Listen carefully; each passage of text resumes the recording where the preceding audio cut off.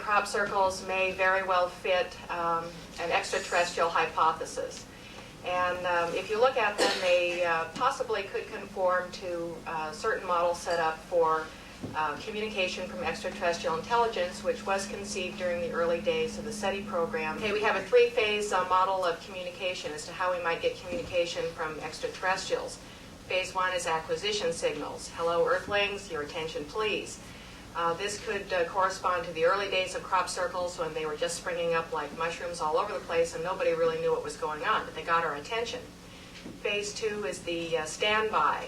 Well, thank you, Earthlings, now that we have your attention, please stand by for more information. In 1990, we began getting pictograms. These circles had previously begun changing a bit, simple circles into clusters of circles, circles with rings, and then in 1990, the very dramatic pictogram. Then the third phase, of course, would be contact or message, and I think that would be yet to come. Possibly the highest content of message that we could get from extraterrestrials would not be in the form of a radio message, but would come in a two-dimensional pictogram that would contain a tutorial for the real message yet to come, and perhaps pictograms are that kind of tutorial, and we just haven't got the Rosetta Stone to decipher it yet. Well, that's one idea. And the second is, and this is one that I favor myself, is that crop circles do have some kind of information for us. There is an intelligence behind them. I don't know what that intelligence is. I do believe that our consciousness interacts with this phenomenon and that we are in turn part of it. I think circles are a form of consciousness expander. At the very least, crop circles open us up. They're like mirrors. They reflect back on us, and maybe rather than looking to something external to guide us spiritually and tell us what the answers are to the great mystery of the cosmos, we really need to look within. In the beginning, the majority of the circles were what we might call singletons, and then gradually they got more complicated. We got doubletons, and then we got the quadrupletons, if there is such a word, and then we began to see developing over the years the complicated pictograms, then we had insectograms, then we had Mickey Mouseograms, then we had whalograms. This kind of progression in this phenomena very strongly suggests to me human involvement. I come down very strongly on the side that they are very cleverly made by some very clever art students, plus some mathematics students from Oxford, Cambridge, or whatever. I'm just the analyst here, and I was drawn into the problem because of my work on Stonehenge.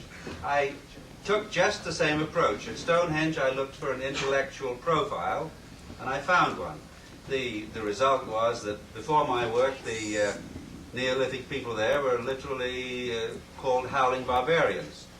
And after my work, their rating went up considerably.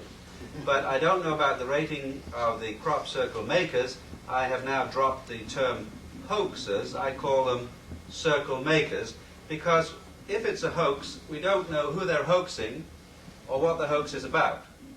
I was just reading over the Piltdown Skull hoax, which was an attempt to shake up the scientific community in England, and indeed it did. But here we have no motive so far as we can tell. So I continue to work on the mathematics, and personally, I have found the intellectual profile quite deep. And I'm sure we're missing a lot of the information that is in these patterns, and why a circle maker would do it. The motive escapes me.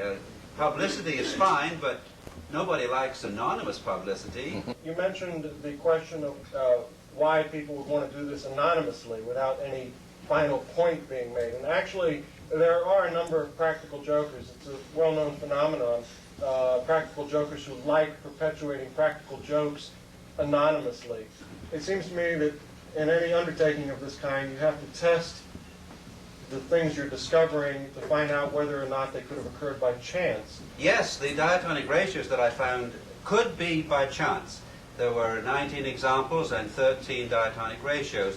The odds that it's by chance is 1 in 25,000.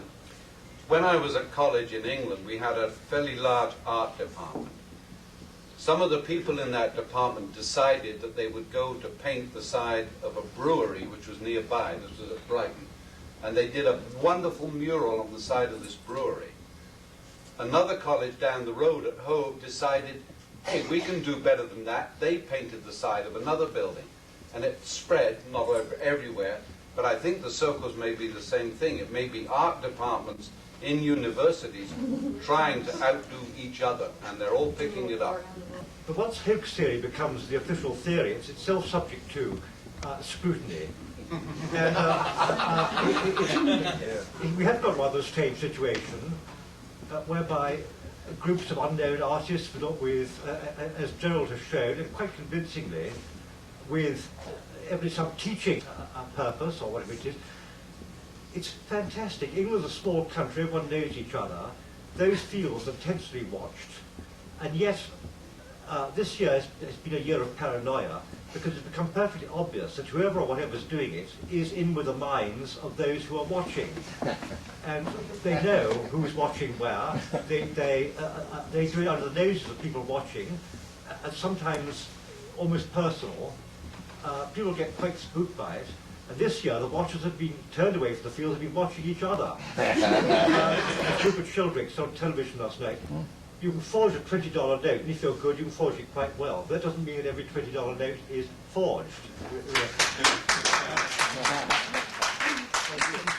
Well, may I just join in on, if you saw the television program, I was put in a rough spot by the narrator, but I did come out with a statement that if even just one of these patterns is known to be not made by human beings, then we have a major scientific problem on our hands. Just one. Same I is agree, true but of we have to UFO find phenomena. that one. Donald Sear, who runs Stonehenge Viewpoint, publishing enterprise in California, has published 2 volumes concerning crop circles, and approaching them from with the idea that they are the result of whistlers, which are very low frequency radio waves created by lightning, which are reflected from one side of the Earth to the other off the ionosphere. Of course, I was delighted that he was predicting diatonic ratios with his theory, but the physics involved, it's not so much the electromagnetic propagation, it's the spiraling of electrons in the magnetic field that really carry the electromagnetic radiation. That's why it can take so long to get from one side of the Earth to the other. But the basic difficulty is we've known whistlers for as long as I've been in the radio astronomy business. They make a very nice sound on the radio. They go like that all the time, and they're triggered by lightning storms. But the electron motion is killed when it is at about 60 miles above the Earth's surface by collision frequencies in the atmosphere. So there's absolutely no way that the electrons that he's talking about can get down to the crop circle. A beautiful theory, but I agree with Gerald here that it simply is not physically possible. But I do believe that Dr. Beaton has proven that at least some small minority of the circles are atmospheric phenomena. Some have actually been observed in the process of formation. Now, it could well be that we have several different phenomena in play here, but some of them are genuine atmospheric phenomena, and that is believe myself. Dr. Beaton's evidence is very strong for at least about 20 to 30 of them being genuine atmospheric phenomena. Yeah, I would agree with that. I think that at least the singleton circles stand a high probability of being real atmospheric phenomena. They have been seen forming. Well, I hate to say this, but have you ever considered serial killers?